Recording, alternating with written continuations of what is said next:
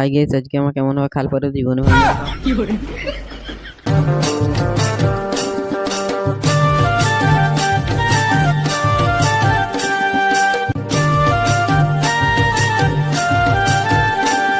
Hi guys, আমি হলাম সমুদ্র মাহাতো। তো চলো শুরু থেকে বলা যাক। তো আজকে ছিল লক্ষ্মী পুজো। তার কি মানে আমি হাঁটতে হাঁটতে বাইরে গেলে খালে দিকে বেলে আনতে, তো খালে যে এত জল যে নৌকো আলিয়ে যেত বাপ।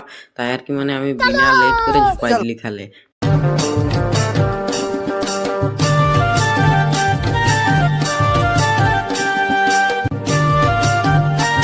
আমি খাল পায়রে চলে গেলি বেল আনতে, তো বেল আনতে যে দুটা বেল তুলে নিয়ে চলে গেলি খাল। তো খালে আসে লিখে ঢুকে গেলি খাল পায়রে হাতে রে বাপ।